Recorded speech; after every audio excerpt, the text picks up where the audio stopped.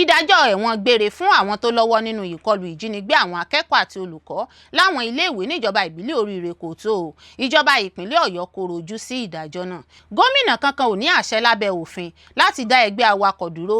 MC Olúọmọ ló ṣàlàyé bẹ́ẹ̀ lẹ́yìn tí ó dá ẹgbẹ́ awakọ̀ dúró ní ìpínlẹ̀ Ọ̀ṣun. Mẹ́rin ikọ̀ ọlọ́pàá ìpínlẹ̀ Ondo ti jẹ́ fífi gbòòrò òfin gbé o látàrí fídíò àríyànjiyàn láàrin awakọ̀ àtọlọ́pàá tó fa ìbínú àwọn èèyàn lórí ayélujára. Ayédèrú àjọ PFIPC kò ṣẹ̀ṣẹ̀ bẹ̀rẹ̀, ó ti bẹ̀rẹ̀ láti àkókò ìjọba ààrẹ Muhammadu Buhari. Àjọ tó ń rí sí ètò ìṣúná ní Nàìjíríà ló jáde ṣàlàyé bẹ́ẹ̀. Iléeṣẹ́ ọmọ ogun yóò tún gbára mi wọ̀ o. Ètò ààbò yóò sì tún gbópọn sí i fún bí ààrẹ Tinubu ṣe buwọ́lu àfikún ẹkùn iléeṣẹ́ ológun di 12 láwọn ìpínlẹ̀ kan ní Nàìjíríà. Ẹgbẹ́ Ọ̀ṣun Development Association ti ké sí àwọn olùdíje, aráàlú àti àwọn alátìlẹyìn òṣèlú nípínlẹ̀ Ọ̀ṣun láti gba àlàáfíà láàyè lákòókò ìpolongo àti ètò ìdìbò nípínlẹ̀ Ọ̀ṣun. Mi ò gbà lérò láti fi ẹgbẹ́ òṣèlú APC sílẹ̀ lọ sí APM. Mo ní ìfẹ́ púpọ̀ nínú ẹgbẹ́ APC àti ìlànà ààrẹ Tinubu. Olóyè Adélabú Adébáyọ̀ ló sọ̀rọ̀ síta bẹ́ẹ̀. Iléeṣẹ́ ọlọ́pàá Nàìjíríà ti tako ìròyìn kan tó ń lọ káàkiri pé ọ̀gá àgbà ọlọ́pàá ti pàṣẹ pé kí àwọn ọlọ́pàá máa yìnbọn mọ́ gbogbo ènìyàn tó bá ti ní ohun ìjà lọ́nà àìtọ́. Wọ́n ní àsìgbọ́ ọ̀rọ̀ lásán ni. Iléeṣẹ́ ọlọ́pàá ti mú àwọn èèyàn 4 fún ẹ̀sùn dídáwọ́jọ lu èèyàn tí wọ́n sì tún fi fídíò rẹ̀ sórí ayélujára nípínlẹ̀ Ondo. Olórí Olúwaṣìndárayọ̀ nínú Ayé Tèmi ni oníròyìn yín. Ẹ gbọ́ àtúpalẹ̀ àwọn ìròyìn náà lẹ́kùnrẹ́rẹ́. Ẹ káàbọ̀ sí ìkànnì Drive TV. Fún ìgbà àkọ́kọ́, ẹ gbìyànjú láti like, share, subscribe kẹ́ ẹ lè máa gbádùn wa lóòrèkóòrè.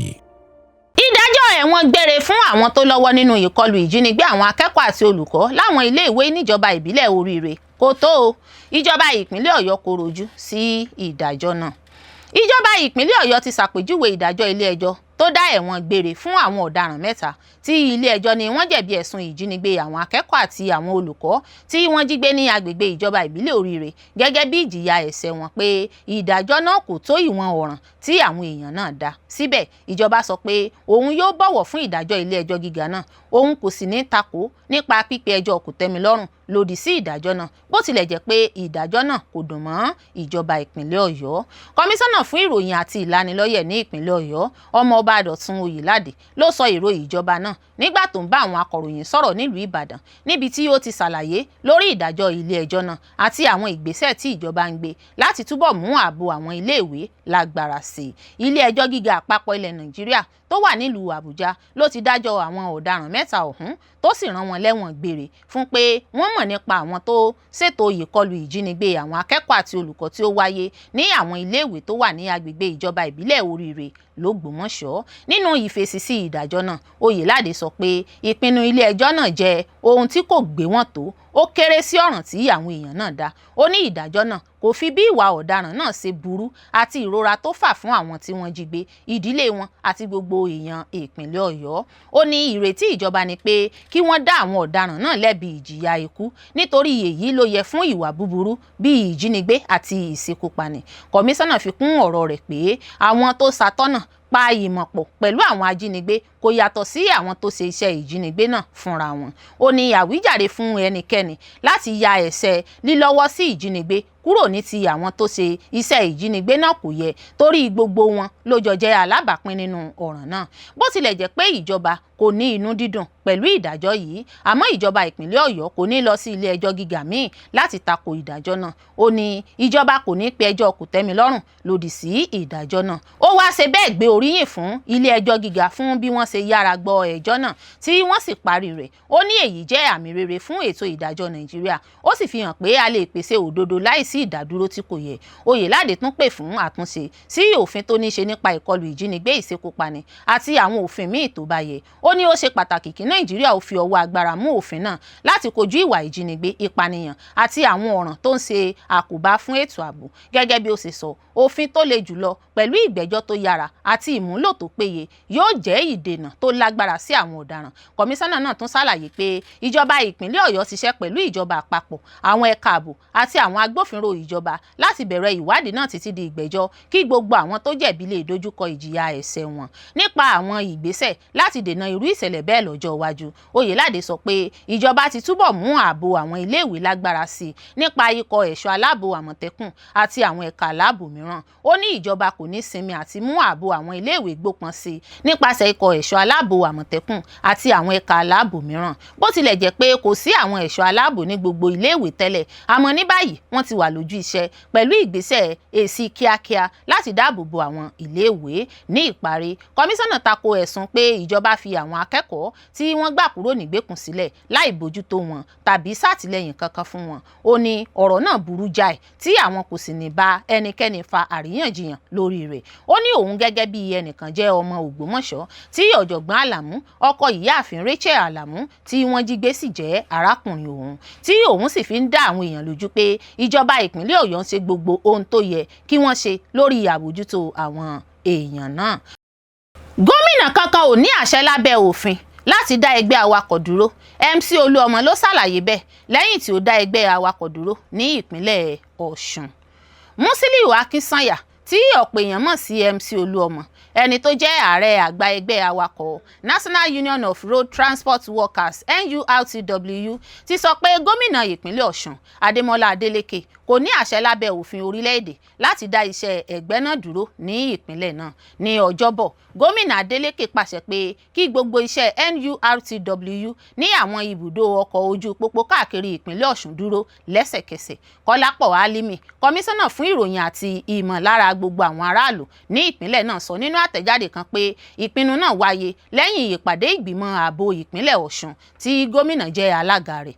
Álímì sọ pé ìgbìmọ̀ náà ṣe àgbéyẹ̀wò ipò ààbò ní ìpínlẹ̀ náà. Lẹ́yìn náà ni gómìnà pàṣẹ fún ọlọ́pàá láti dá gbígba owó tí NURTW ń gbà ní gbogbo ibùdókọ̀ ọkọ̀ dúró. Gómìnà náà tún pàṣẹ fún àwọn ẹ̀ka ààbò láti mú ẹnikẹ́ni tó bá ń fi ara rẹ̀ hàn gẹ́gẹ́ bí òṣìṣẹ́ tàbí aláṣẹ NURTW ní ibùdó ọkọ̀ kọ̀ọ̀kan. Kò sí gómìnà kankan tó ní irú àṣẹ bẹ́ẹ̀. Nígbà tó ń fèsì sí ìlànà gómìnà náà níbi ìpàdé pẹ̀lú àwọn akọ̀ròyìn ní iléeṣẹ́ gbogbogbò NURTW ní Àbújá ní ọjọ́ Ẹtì, MC Olúọmọ sọ pé kò sí ìjọba ìpínlẹ̀ kankan tó ní àṣẹ láti dá iṣẹ́ ẹgbẹ́ náà dúró lábẹ́ ipò kankan. Gẹ́gẹ́ bí ìròyìn Punch newspaper sì sọ, MC Olúọmọ tí Àlíù Ọ̀rẹ́, igbákejì ààrẹ àgbà NURTW sojú fún, sọ pé ẹgbẹ́ náà jẹ́ èyí tí òfin dá sílẹ̀, ó sì ti gba ọ̀pọ̀ ìṣẹ́gun ní ilé ẹjọ́ lórí irú ọ̀rọ̀ bẹ́ẹ̀ nígbà tó ṣẹlẹ̀ ní àwọn ìpínlẹ̀ míì. Ó ní lónìí a gbọ́ pé gómìnà ìpínlẹ̀ Ọ̀ṣun ti dá iṣẹ́ ẹgbẹ́ wa dúró, wọn kò ní àṣẹ láti ṣe bẹ́ẹ̀. Kò sí gómìnà ìpínlẹ̀ kankan tó ní àṣẹ láti dá iṣẹ́ ẹgbẹ́ wa dúró nítorí pé ẹgbẹ́ wa kì í ṣe ti ìjọba ìpínlẹ̀ kankan. Òfin kan kò lè dá ẹgbẹ́ NURTW sílẹ̀. Ó tún sọ pé fún ọ̀pọ̀ ọ̀sẹ̀ sẹ́yìn ẹgbẹ́ náà ò ní olórí tó dájú ní ìpínlẹ̀ Ọ̀ṣun nítorí àríyànjiyàn tó ti pẹ́ láàrin àwọn ọmọ ẹgbẹ́ náà. Ó ṣàlàyé pé lẹ́yìn tí NURTW àti Independent National Electoral Commission INEC fọwọ́ sí ìwé àdéhùn láìpẹ́ yìí, ẹgbẹ́ NURTW ti pinnu láti dá ìgbìmọ̀ alábòjútó sílẹ̀ láti bójútó iṣẹ́ ẹgbẹ́ náà ní ìpínlẹ̀ Ọ̀ṣun títí di ìdìbò gómìnà tó máa wáyé ní ọjọ́ 15 oṣù kẹjọ. Ó ní a ní àdéhùn pẹ̀lú INEC, nítorí èyí a gbọ́dọ̀ yan àwọn ọmọ ìgbìmọ̀ alábòjútó tí yóò darí NURTW ní Ọ̀ṣun títí tí gbogbo àríyànjiyàn tó wà nílẹ̀ yóò fi yanjú. Nígbà tó ń kéde àwọn ọmọ ìgbìmọ̀ náà, ó sọ pé Kazeem Oyèwálé ni alága, Sunday Olúdáre ni akọ̀wé, Lukman Ahmed ni akápò. Àwọn ọmọ ìgbìmọ̀ yòókù ni Ismaila Abdulrahim, Adébáyọ̀ Tajudeen Akin, Àyìndé Mutiu. MC Olúọmọ sọ pé ìgbìmọ̀ alábòjútó náà yóò máa ṣàkóso iṣẹ́ NURTW ní ìpínlẹ̀ Ọ̀ṣun títí tí àríyànjiyàn lórí aṣáájú ẹgbẹ́ náà yóò fi yanjú. Mẹ́rin ikọ̀ ọlọ́pàá ìpínlẹ̀ Ondo ti jẹ́ fífi gbòòrò òfin gbé o látàrí fídíò àríyànjiyàn láàrin awakọ̀ àtọlọ́pàá tó fa ìbínú àwọn èèyàn lórí ayélujára. Iléeṣẹ́ ọlọ́pàá ìpínlẹ̀ Ondo ti fi gbòòrò òfin mú ikọ̀ ọlọ́pàá 4 jù sáhàmọ́ látàrí fọ́nrán fídíò kan tó tàn káàkiri orí ayélujára níbi tí wọ́n ti ń sọ̀rọ̀ tí kò bójúmu tó ń tàbùkù ẹ̀yà kan sí èkejì sí awakọ̀ ọkọ̀ kan tí wọ́n dá dúró lójú ọ̀nà Màrí Èkó sí Benin. Iléeṣẹ́ ọlọ́pàá sọ pé àwọn wọ́n ti bẹ̀rẹ̀ ìwádìí lórí àwọn ikọ̀ ọlọ́pàá náà látàrí bí fídíò náà ṣe dá wàhálà sílẹ̀ láàrin àwọn aráàlú ẹ̀yà kan sí èkejì lórí ayélujára ní ọjọ́ Ẹtì Friday. Fọ́nrán fídíò ọ̀hún ló ṣàfihàn bí àríyànjiyàn gbígbóná ṣe bẹ́ sílẹ̀ láàrin àwọn ikọ̀ ọlọ́pàá àti awakọ̀ ọkọ̀ kan, ẹni tí wọ́n sọ pé ó ṣẹ̀ṣẹ̀ padà dé láti ilẹ̀ Gẹ̀ẹ́sì United Kingdom tí yóò sì tako ìgbésẹ̀ ọlọ́pàá láti dá a dúró kí wọ́n sì ṣàyẹ̀wò ọkọ̀ rẹ̀.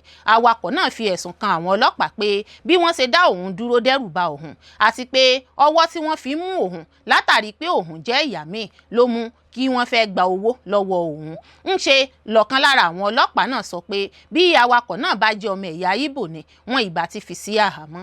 ọ̀rọ̀ tí ikọ̀ agbófinró náà sọ yìí ló fa ìbínú ọ̀pọ̀ àwọn èèyàn lórí ayélujára níbi tí ọ̀pọ̀ àwọn ọmọ Nàìjíríà ti ń béèrè pé kí wọ́n fi ìjìyà tó yẹ jẹ àwọn ọlọ́pàá náà. nígbà tó ń bá àwọn akọ̀ròyìn sọ̀rọ̀ nílùú Àkúrẹ́ ní ọjọ́ Ẹtì Friday, agbẹnusọ ọlọ́pàá ìpínlẹ̀ Ondo DSP Àbáyọ̀mí Jímọ̀ sọ pé àwọn ti dá àwọn ọlọ́pàá náà mọ̀, àwọn sì ti mú wọn gẹ́gẹ́ bí ìlànà tí kọmíṣánná ọlọ́pàá ìpínlẹ̀ náà CP Felix Owagu fi kalẹ̀. ó sọ pé àwọn ọlọ́pàá náà ní ASP Elomo Sodayo, Inspector Adéfilá Adéwálé, Inspector Ọlọ́runfẹ́mi Ọpẹ́yẹmí àti Inspector Odúṣọlá Peter ní àwọn ikọ̀ ọlọ́pàá tí wọ́n ṣe àṣemọ́sí náà. agbẹnusọ ọlọ́pàá Jímọ̀ ní iléeṣẹ́ ọlọ́pàá fẹ́ jẹ́ kí àwọn aráàlú mọ̀ pé àwọn ti mú àwọn ọlọ́pàá tó hàn nínú fídíò náà, àwọn sì ti fi sínkún òfin mú wọn. ó fi kún pé kọmíṣánná ọlọ́pàá ti pàṣẹ pé kí wọ́n ṣe ìwádìí ìjìnlẹ̀ lórí ohun tó ṣẹlẹ̀ náà kí wọ́n sì mọ iye ẹ̀sùn tí ọlọ́pàá kọ̀ọ̀kan ní. ó tẹnumọ́ pé agbófinró ọlọ́pàá Nàìjíríà kì í faramọ́ ìwà àìmọṣẹ́, àìbọ̀wọ̀ fún aráàlú tàbí ìwà kankan tó lè ba orúkọ rere ọlọ́pàá jẹ́ tó sì lè mú ìpínyà ẹ̀yà ṣẹlẹ̀. ó ní gbogbo ọlọ́pàá gbọ́dọ̀ máa hùwà pẹ̀lú gẹ́gẹ́ bí akọ́ṣẹ́mọṣẹ́ fún ẹ̀tọ́ àti iye ènìyàn kí wọ́n sì máa tẹ̀lé gbogbo ìlànà àti òfin iṣẹ́ ọlọ́pàá. Jímọ̀ tún fi dá àwọn aráàlú lójú pé ìwádìí náà yóò jẹ́ òótọ́ tó dá lórí ìdájọ́ òdodo. ó sọ pé ọlọ́pàá kankan tí wọ́n bá rí pé ó jẹ̀bi yóò dojúkọ ìgbésẹ̀ ìbáwí tó bá yẹ gẹ́gẹ́ bí òfin. ó tún jẹ́rìí pé àṣẹ ọlọ́pàá ìpínlẹ̀ Ondo yóò máa bá a lọ ní fífi ọgbọ́n, ìmọ̀ àti ìbáṣepọ̀ pẹ̀lú àwọn aráàlú ṣiṣẹ́, tó sì rọ àwọn aráàlú láti máa jábọ̀ gbogbo ìwà àìtọ́ tàbí àìmọṣẹ́ àwọn ọlọ́pàá nípasẹ̀ àwọn ọ̀nà tí wọ́n ti là kalẹ̀. Ayédèrú àjọ PFIPC kò ṣẹ̀ṣẹ̀ bẹ̀rẹ̀, ó ti bẹ̀rẹ̀ láti àkókò ìjọba ààrẹ Muhammadu Buhari. àjọ tó ń rí sí ètò ìṣúná ní Nàìjíríà ló jáde ṣàlàyé bẹ́ẹ̀. ọ́fíìsì ètò ìṣúná àpapọ̀ Budget Office of the Federation BOF ti ṣàlàyé pé iléeṣẹ́ Presidential Foreign Intervention Promotion Council PFIPC tí iléeṣẹ́ ààrẹ Nàìjíríà pè ní ayédèrú tí àjọ Independent Corrupt Practices Commission ICPC sì ń ṣe ìwádìí rẹ̀ bẹ̀rẹ̀ lákòókò ìjọba ààrẹ tẹ́lẹ̀ rí Muhammadu Buhari. olùdarí gbogbogbò ọ́fíìsì ètò ìṣúná ọ̀gbẹ́ni Tanimu Yakubu ṣe àlàyé yìí nínú àtẹ̀jáde kan lẹ́yìn tó farahàn níwájú àwọn ọmọ ilé aṣòfin àpapọ̀ ní Àbújá. ó sọ pé ìpìlẹ̀ PFIPC wá láti inú Presidential Economic Advisory Council PEAC tí ààrẹ Muhammadu Buhari dá sílẹ̀ ní ọjọ́ kẹsàn-án oṣù kẹwàá ọdún 2019. ó tún ṣàlàyé bí iléeṣẹ́ náà ṣe gba ìpín owó nínú ìwé ètò ìṣúná ọdún 2026. gẹ́gẹ́ bí Yakubu ṣe sọ, PEAC àti PFIPC kò wọ inú ìṣúná ọdún 2026 nítorí pé wọ́n béèrè owó. iléeṣẹ́ náà ti wà látìgbà tí ààrẹ Muhammadu Buhari ti dá Presidential Economic Advisory Council sílẹ̀ ní ọdún 2019. nígbà tí a bẹ̀rẹ̀ sí pèsè ìṣúná ọdún 2026, àwọn ìwé àṣẹ tó yẹ láti ọ̀dọ̀ àwọn iléeṣẹ́ tó ní ojúṣe náà ti wà tẹ́lẹ̀. ó ṣàlàyé pé ọ́fíìsì Accountant General of the Federation ti fún PFIPC ní kóòdù ìṣàkóso. ọ́fíìsì Head of the Civil Service of the Federation ti fọwọ́ sí ìdásílẹ̀ àwọn ipò iṣẹ́ àti àṣẹ láti gba òṣìṣẹ́ tuntun. ìlànà owó oṣù fún àwọn òṣìṣẹ́ ìjọba náà sì ti wà. ó tẹ̀síwájú pé ọ́fíìsì ìṣúná kọ́ ló dá PFIPC sílẹ̀, kò sì fún wọn ní kóòdì tàbí àṣẹ kankan. ohun tí ọ́fíìsì náà ṣe ni láti ṣe ìṣirò ipa tí gbogbo àwọn ìwé àṣẹ wọ̀nyí yóò ní lórí ìṣúná ìjọba. Yakubu tún sọ pé PFIPC kọ́kọ́ béèrè 3.850 billion naira fún owó oṣù òṣìṣẹ́ ní ọdún 2026, ṣùgbọ́n ọ́fíìsì ìṣúná dín owó náà kù sí 802.978 million naira lẹ́yìn tí wọ́n ṣe ìṣirò gẹ́gẹ́ bí àwọn ìlànà ìjọba sì sọ. ó ṣàlàyé pé a kò lo iye tí PFIPC béèrè, a ṣe ìṣirò wa lọ́tọ̀, a sì pinnu pé 802,978,783 naira ló yẹ kí a fi sínú àbá ìṣúná ìjọba, kì í ṣe pé a gba ohun tí iléeṣẹ́ náà béèrè. Ó tún sọ pé PFIPC kò lè gba owó náà nítorí pé ọ̀gá àgbà àjọ náà Prince Adéyẹmí Adéníyì kò rí financial clearance, èyí tí yóò jẹ́ kí ìwé àṣẹ tó jẹ́rìí pé gbogbo àwọn ìlànà owó àti òfin ti pé kí a tó gba òṣìṣẹ́ tàbí bẹ̀rẹ̀ sí san owó oṣù. Yakubu ṣàlàyé pé financial clearance jẹ́ ohun tó jẹ́ kí ìnáwó òṣìṣẹ́ di òfin. Títí tí a fi fún un ní ìwé àṣẹ yìí, kò sí òṣìṣẹ́ tuntun, kò sí ìforúkọsílẹ̀ payroll, a ò sì lè san owó oṣù kankan. Ó fi kún pé ìwé ìṣúná 2026 kò di òfin títí di ọjọ́ 21 oṣù kẹta ọdún 2026 nígbà tí ààrẹ fọwọ́ sí. Lẹ́yìn náà, National Salaries, Incomes and Wages Commission kò tí ì fọwọ́ sí ètò ìsanwó àti ìgbàsíṣẹ́ àwọn òṣìṣẹ́ náà. Nítorí náà, kò sí financial clearance, kò sí ìgbàsíṣẹ́ òṣìṣẹ́ tuntun, kò sí ìforúkọsílẹ̀ sí payroll, a ò sì san owó oṣù kankan. Olùdarí gbogbogbò náà sọ pé 802.978 million naira tí a yà sọ́tọ̀ fún owó oṣù jẹ́ ìdá 61.63% nínú gbogbo owó 1.302 billion naira tí a pín fún PFIPC. Ó ṣàlàyé pé owó oṣù òṣìṣẹ́ kì í ṣe owó tí a fi ọwọ́ kàn fún ilé-iṣẹ́ kan. Bí gbogbo ìlànà bá pé, a máa san díẹ̀díẹ̀ lóṣooṣù sí àsùnwọ̀n ilé ìfowópamọ́ àwọn òṣìṣẹ́ tí a ti forúkọ wọn sílẹ̀. Ó ní kódà bí gbogbo nǹkan bá ti pé, PFIPC kò lè gba gbogbo 802.978 million naira lẹ́ẹ̀kan ṣoṣo. A máa san fún àwọn òṣìṣẹ́ ní oṣooṣù láàrin oṣù 12 ni. Ṣùgbọ́n gbogbo ìlànà náà kò pé rárá. Kò sí financial clearance, kò sí ìgbésẹ̀ ìgbanisíṣẹ́ òṣìṣẹ́, kò sí payroll, a ò san owó kankan, kò sí kọ́bọ̀ tí a ná nínú owó náà. Ọ̀rọ̀ PFIPC di mímọ̀ fún gbogbo ènìyàn ní ọjọ́ 11 oṣù kẹfà ọdún 2026 nígbà tí olórí òṣìṣẹ́ ọ́fíìsì ààrẹ Fẹ́mi Gbàjàbíàmílà sọ pé àjọ náà jẹ́ òfégè, ó sì fi ẹjọ́ rẹ̀ ránṣẹ́ sí àwọn agbófinró. Ṣùgbọ́n ní ọjọ́ 26 oṣù kẹfà, olùdarí PFIPC Prince Adéníyì Adéyẹmí kọ gbogbo ọ̀rọ̀ náà. Ó sì fi ẹ̀sùn kan Gbàjàbíàmílà pé ó gba 400 million naira nípasẹ̀ aṣojú kan. Ó sì tún béèrè 200 million naira míì kí ó tó fọwọ́ sí yíyan òun sí ipò náà. Gbàjàbíàmílà kọ gbogbo ẹ̀sùn náà. Ó sì ti lọ sí ilé ẹjọ́ níbi tí ó ti ń béèrè 15 billion naira gẹ́gẹ́ bí owó ìtanràn bíba orúkọ rẹ̀ jẹ́. Adéyẹmí wà ní àhámọ́ ọlọ́pàá báyìí lẹ́yìn tí wọ́n mú nípa ọ̀rọ̀ PFIPC àti ẹ̀sùn ayédèrú iléeṣẹ́. Kí wọ́n tó mú, Adéyẹmí sọ pé òun fúnra òun lòun lọ bá àwọn òṣìṣẹ́ ọ́fíìsì ìṣúná láti bẹ̀bẹ̀ pé kí wọ́n fi PFIPC sínú ìṣúná ìjọba àpapọ̀. Láìpẹ́ yìí, ilé ìfowópamọ́ ìjọba àpapọ̀ Nàìjíríà CBN tún jẹ́rìí pé àwọn sí àsùnwọ̀n ìfowópamọ́ méjì fún PFIPC gẹ́gẹ́ bí àṣẹ tí wọ́n gbà láti ọ̀dọ̀ ọ́fíìsì Accountant General of the Federation. CBN ṣàlàyé pé ọ̀kan lára àwọn àsùnwọ̀n náà jẹ́ ti dọ́là ilẹ̀ Amẹ́ríkà, èkejì sì jẹ́ ti pound owó ilẹ̀ Gẹ̀ẹ́sì. Ṣùgbọ́n kò sí owó kankan nínú àwọn àsùnwọ̀n náà, bẹ́ẹ̀ ni a ò lò wọ́n fún ìṣòwò tàbí ìnáwó kankan. Iléeṣẹ́ ọmọ ogun yóò tún gbára mi wọ̀ o. Ètò ààbò yóò sì tún gbópọn sí i fún bí ààrẹ Tinubu ṣe buwọ́lu àfikún ẹkùn iléeṣẹ́ ológun di 12 láwọn ìpínlẹ̀ kan ní Nàìjíríà. Nípa èròǹgbà láti jẹ́ kí iṣẹ́ ètò ààbò ẹ̀mí àti dúkìá aráàlú túbọ̀ ní ìdàgbàsókè, ààrẹ Bọ́lá Ahmed Tinubu ti buwọ́lu àfikún sí ẹkùn iléeṣẹ́ ológun káàkiri Nàìjíríà. Ààrẹ Tinubu sọ pé àfikún náà yóò ṣe ìrànwọ́ púpọ̀ fún ètò ààbò àti pé àwọn ológun yóò tún wà ní àrọ́wọ́tó fún ìdáhùn kíákíá láti dáàbò bo aráàlú. Yàtọ̀ sí àfikún sí ẹkùn iléeṣẹ́ ológun náà, ààrẹ tún kéde gbígba àwọn ọmọ ogun 28,000 sẹ́nu iṣẹ́ láti ṣàfikún sí àwọn tó wà nílẹ̀ tẹ́lẹ̀. Olùdámọ̀ràn pàtàkì sí ààrẹ lórí ètò ìròyìn Báyọ̀ Ọ̀nànúgà ló fìdí ìròyìn náà múlẹ̀ nínú àtẹ̀jáde tó fi síta fún gbogbo èèyàn lọ́jọ́bọ̀ Thursday. Ọ̀nànúgà sọ pé lára akitiyan àti ìfarajìn ààrẹ nípa ríró iléeṣẹ́ ológun lágbára àti láti kojú ìṣòro tó ń dojúkọ ètò ààbò ni ìgbésẹ̀ náà wà fún. Bíbuwọ́lù yìí ló ṣàfihàn akitiyan àti ìfarajìn ààrẹ láti ró iléeṣẹ́ ológun lágbára nípa kíkojú ìṣòro àti ìpèníjà tó ń dojúkọ ètò ààbò àti láti mú agbára ìdáàbòbò orílẹ̀-èdè tẹ̀síwájú sí i. Àfikún yìí ló wà lára ìgbésẹ̀ dídókòwò sínú iṣẹ́ ológun tó fi mọ́ gbígba àwọn ọmọ ogun tuntun sẹ́nu iṣẹ́, gbígba àwọn irinṣẹ́ àti ohun èlò tuntun tó fi mọ́ ìmúgbòòrò sí ìgbáyégbádùn àwọn ológun àti ìrànlọ́wọ́ fún ìdàgbàsókè iṣẹ́ náà lọ́nà ìgbàlódé.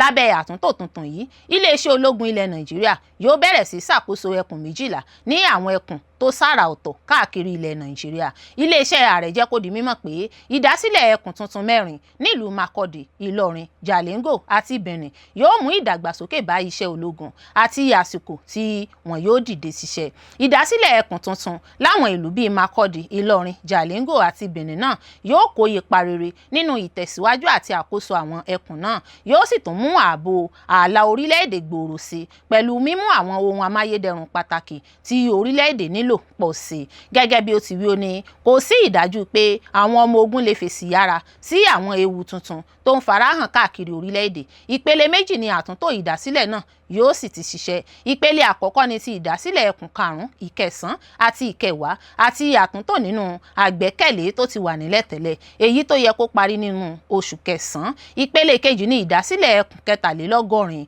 àti àtúntò àgbékalẹ̀, èyí tí yóò parí nínú oṣù kejìlá ọdún 2026. Ààrẹ Tinubu wá gbé oríyìn fún ọ̀gá ológun Lieutenant General Waheed Ibrahim Suwaibu àti àwọn òṣìṣẹ́ ológun pẹ̀lú ìfarajìn láti dáàbò bo orílẹ̀-èdè. Síwájú sí ni ààrẹ fìdí ìlérí rẹ̀ múlẹ̀ láti túbọ̀ ró àwọn ológun lágbára láti rí i dájú pé wọ́n ń gba ohun èlò tó yẹ, wọ́n ń gba ìwúrí àti ìgboyà láti dáàbò bo gbogbo ọmọ àti olùgbé orílẹ̀-èdè Nàìjíríà. Àwọn ẹkùn tuntun àti ibi tí wọn yóò ti ṣiṣẹ́ ní ẹkùn Kaduna ni yóò ṣiṣẹ́ fún ìpínlẹ̀ Kaduna, Kano, Katsina àti Jigawa. Ẹkùn Ìbàdàn ni yóò ṣiṣẹ́ fún ìpínlẹ̀ Ọ̀yọ́, Ọ̀ṣun, Èkìtì àti Oǹdó. Ẹkùn Jos ni yóò ṣiṣẹ́ fún ìpínlẹ̀ Plateau, Bauchi àti Gombe. Ẹkùn Makurdi ni yóò ṣiṣẹ́ fún ìpínlẹ̀ Benue, Nasarawa àti Kogi. Ẹkùn Port Harcourt ni yóò ṣiṣẹ́ fún ìpínlẹ̀ Rivers, Akwa Ibom àti Cross River.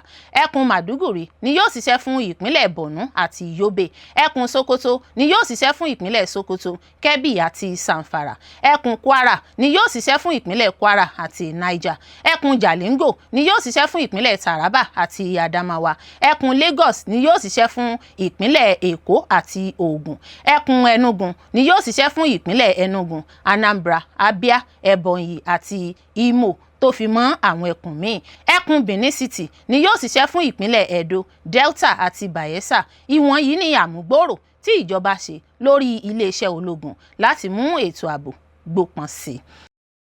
Ẹgbẹ́ Ọ̀ṣun Development Association ti ké sí àwọn olùdíje, aráàlú àti àwọn alátìlẹyìn òṣèlú nípínlẹ̀ Ọ̀ṣun láti gba àlàáfíà láàyè lákòókò ìpolongo àti ètò ìdìbò nípínlẹ̀ Ọ̀ṣun.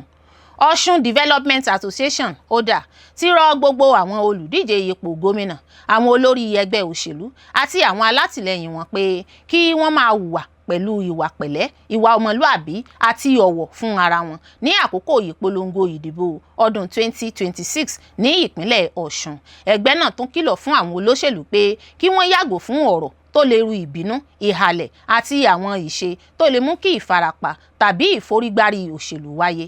Nínú àtẹ̀jáde kan tí akọ̀wé ẹgbẹ́ náà Chris Adétayọ̀ fọwọ́ sí ní ọjọ́ Ẹtì, ODA sọ pé ìpè yìí bá àwọn ìpinnu tí wọ́n ṣe níbi ìpàdé Ọ̀ṣun 2026 Democratic Governance, Peace and Electoral Integrity Summit tí ẹgbẹ́ náà ṣètò láìpẹ́ yìí. Gẹ́gẹ́ bí ẹgbẹ́ náà sì sọ, àwọn olóṣèlú, àwọn aṣáájú àti àwọn alábàáṣiṣẹ́pọ̀ míì tí wọ́n lọ sí ìpàdé náà ti ṣe ìlérí láti ṣe ìpolongo àlàáfíà, kí wọ́n dojúkọ ọ̀rọ̀ tó ní í ṣe pẹ̀lú ìdàgbàsókè àti ètò ìṣàkóso rere, kí wọ́n sì yàgò fún ìwà ipá ṣáájú ìdìbò gómìnà ọdún 2026. Nígbà tó ń sọ̀rọ̀ lórí ọ̀rọ̀ náà, alága ODA Dókítà Ṣẹ́gun Àìná gbóríyìn fún gómìnà Adémọ́lá Adélékè àti olùdíje gómìnà ẹgbẹ́ òṣèlú All Progressives Congress APC Bọ́lá Oyèbámíjí fún ohun tí ó pè ní ìfihàn ìmòye òṣèlú tó gbòòrò àti ìwà aṣáájú rere nígbà ayẹyẹ ìsìnkú ìyá olóògbé akọ̀wé àgbà APC Sẹ́nẹ́tọ̀ Ajíbọ́lá Basiru. Ó sọ pé bí gómìnà Adémọ́lá Adélékè àti Oyèbámíjí ṣe bá ara wọn lò ní ìbáṣepọ̀ rere níbi ayẹyẹ náà fi hàn pé ó ṣeé ṣe kí ìdíje òṣèlú náà wáyé lálàáfíà, ìbọ̀wọ̀ fún ara ẹni àti àwọn ìlànà ìjọba tiwantiwa. Àìná sọ pé irú aṣáájú báyìí ni àwọn ará wa ń retí, bí ó tilẹ̀ jẹ́ pé àwọn ẹgbẹ́ òṣèlú lè ní èrò àti ìmòye tó yàtọ̀ tí wọ́n sì lè díje fún ìbò.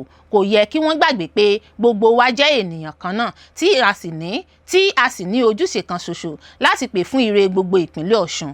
Ìbọ̀wọ̀ fún ara ẹni láàrin àwọn ẹgbẹ́ òṣèlú jẹ́ àmì ìjọba tiwantiwa tó dàgbà, ó sì ṣe pàtàkì fún ìdìbò àlàáfíà. Ó tún fi ìrètí hàn pé ìfẹ́ ara ẹni àti ìbáṣepọ̀ rere tí a rí níbi ayẹyẹ ìsìnkú náà yóò di àṣà tuntun fún gbogbo àwọn olóṣèlú ṣáájú ìdìbò gómìnà. Àìná tún gba àwọn olùdíje gómìnà, àwọn olórí ẹgbẹ́ òṣèlú àti àwọn alátìlẹyìn wọn níyànjú pé kí wọ́n máa hùwà pẹ̀lú ìfarabalẹ̀ àti ìwà ọmọlúàbí ní gbogbo àkókò ìpolongo ìbò.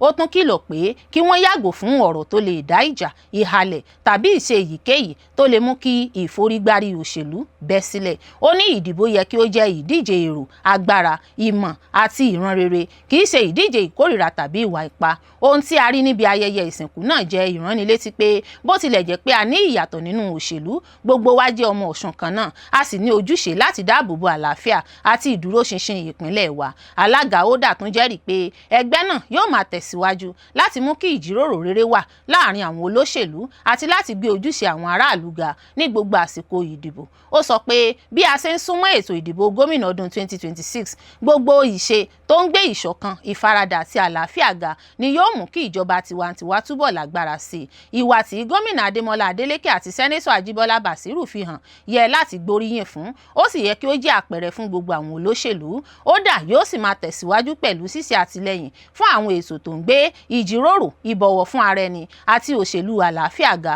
fún ire gbogbo ará ìpínlẹ̀ Ọ̀ṣun. Oda tún tẹnumọ́ pé dídáàbòbò àlàáfíà, ìdúróṣinṣin àti ìdàgbàsókè ìpínlẹ̀ Ọ̀ṣun jẹ́ ojúṣe gbogbo ènìyàn. Ó sì pe àwọn olùgbé ìpínlẹ̀ náà láti máa ṣe àtìlẹ́yìn fún gbogbo ìgbésẹ̀ tó ń gbé ìṣọ̀kan àti àlàáfíà ga ṣáájú, lákòókò àti lẹ́yìn ìdìbò gómìnà ọdún 2026. Mi ò gbà lérò láti fi ẹgbẹ́ òṣèlú APC sílẹ̀ lọ sí APM. Mo ní ìfẹ́ púpọ̀ nínú ẹgbẹ́ APC àti ìlànà rere ààrẹ Tinubu. Olóyè Adélabú Adébáyọ̀ ló sọ̀rọ̀ síta bẹ́ẹ̀.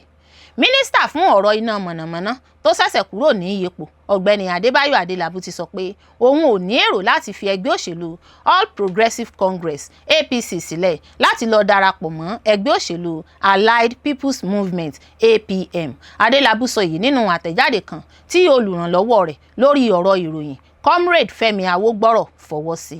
Àtẹ̀jáde náà ni wọ́n fi síta ní ọjọ́ Ẹtì ní ìlú Ìbàdàn, olú ìlú ìpínlẹ̀ Ọ̀yọ́. Daily Post sọ pé Adélabú jẹ́ ọ̀kan lára àwọn tó ń díje fún ipò gómìnà lẹ́gbẹ́ òṣèlú APC nínú ìdìbò abẹ́lé tí ẹgbẹ́ náà ṣẹ̀ṣẹ̀ ṣe ní ìpínlẹ̀ Ọ̀yọ́. Gẹ́gẹ́ bí akọ̀ròyìn ṣe sọ, ìròyìn kan bẹ̀rẹ̀ sí tàn ní òwúrọ̀ ọjọ́ Ẹtì pé olùrànlọ́wọ́ Adélabú, ọ̀gbẹ́ni Ajíbóyè Àkàndé, ti pàdé pẹ̀lú àwọn ọmọ ẹgbẹ́ APM láti ṣètò bí òun àti Adélabú ṣe máa darapọ̀ mọ́ ẹgbẹ́ náà. Wọ́n tún sọ pé Adélabú ló rán Àkàndé gẹ́gẹ́ bí aṣojú rẹ̀ láti ṣètò ìdarapọ̀ rẹ̀ sínú ẹgbẹ́ òṣèlú APM ṣáájú ìdìbò gbogbogbò ọdún 2027. Ṣùgbọ́n ní ìdáhùn rẹ̀, Adélabú sọ pé kò sí òtítọ́ kankan nínú ìròyìn náà. Ó sì tẹnumọ́ pé bẹ́ẹ̀ ni òun àti olùrànlọ́wọ́ òun kò ní èrò láti fi APC sílẹ̀. Ó ṣàpèjúwe ìròyìn náà gẹ́gẹ́ bí ìròyìn èké tí kò ní ìpìlẹ̀ kankan. Adélabú tún sọ pé òun sì dúró ṣinṣin nínú ẹgbẹ́ òṣèlú APC, òun ò sì ní ìfẹ́ láti fi ẹgbẹ́ náà sílẹ̀.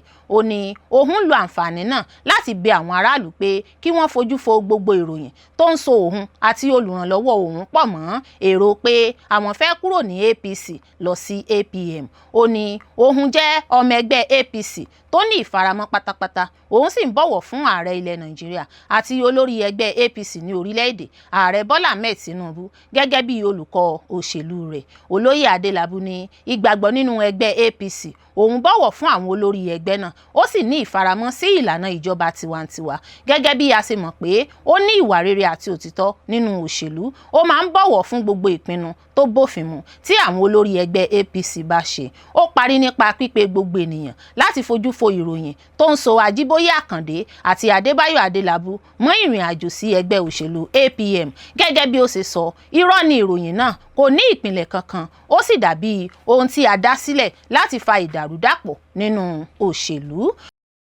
Iléeṣẹ́ ọlọ́pàá Nàìjíríà ti tako ìròyìn kan tó ń lọ káàkiri pé ọ̀gá àgbà ọlọ́pàá ti pàṣẹ pé kí àwọn ọlọ́pàá máa yìnbọn mọ́ gbogbo ènìyàn tó bá ti ní ohun ìjà lọ́nà àìtọ́. Wọ́n ní àsìgbọ́ ọ̀rọ̀ lásán ni.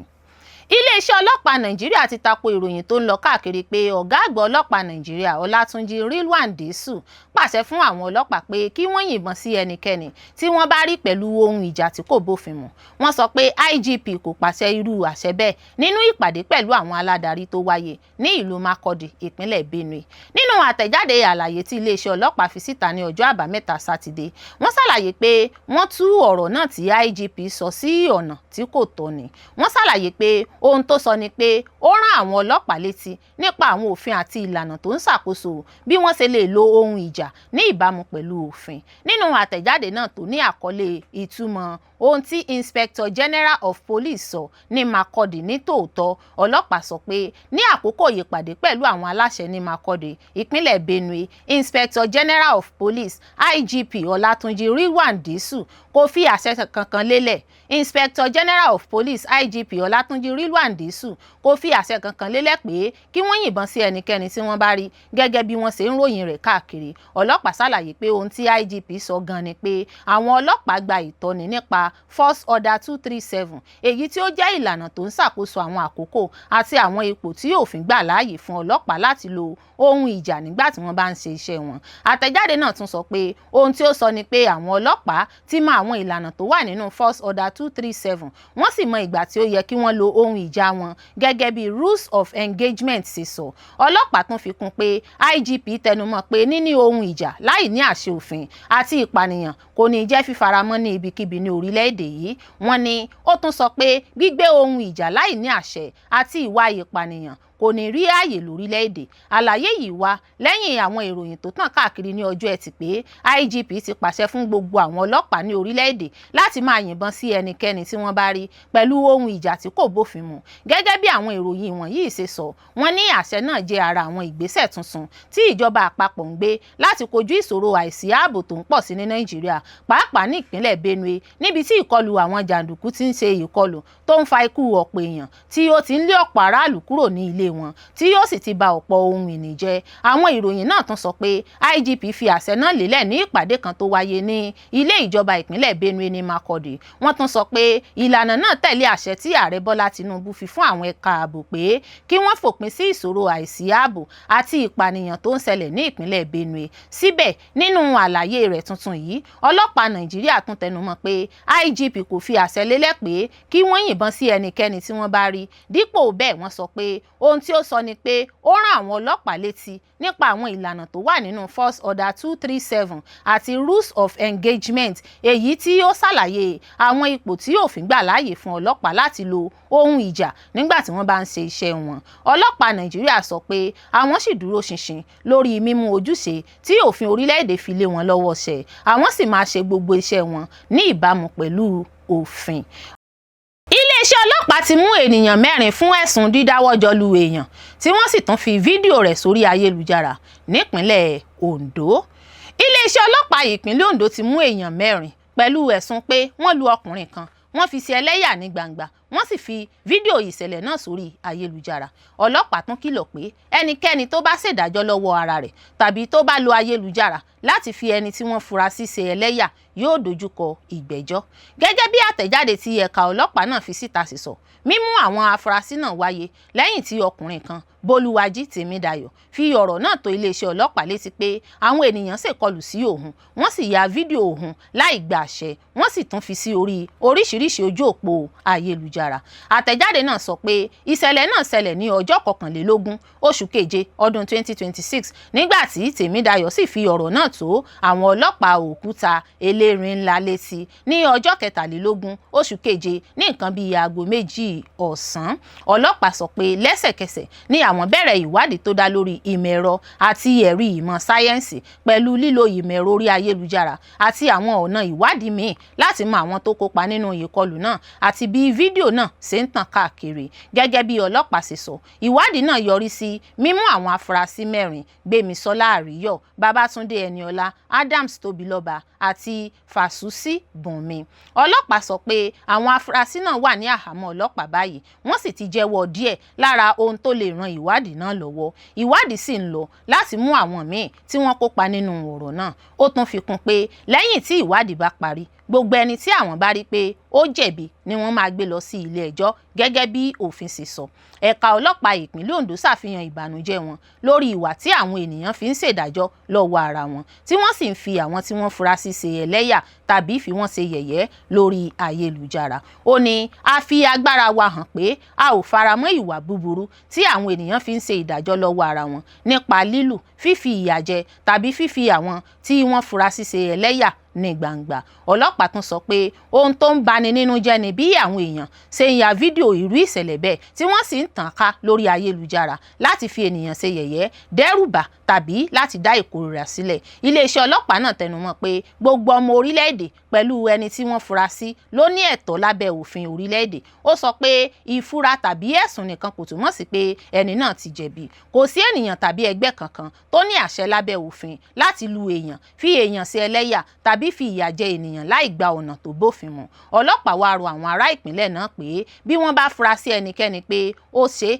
kí wọ́n fi tó àwọn ọlọ́pàá tó súnmọ́ wọn létí dípò kí wọ́n máa ṣèdájọ́ lọ́wọ́ ara wọn. Wọ́n tún kìlọ̀ pé ẹnìkankan tó bá yà tàbí tan àwọn fídíò tàbí ìròyìn tí ó lè ba orúkọ rere ẹlòmíràn jẹ́ tàbí tó lè da ìwádìí ọlọ́pàá rú yóò dojúkọ ẹ̀sùn ọ̀daràn lábẹ́ àwọn òfin Cyber Crimes Act.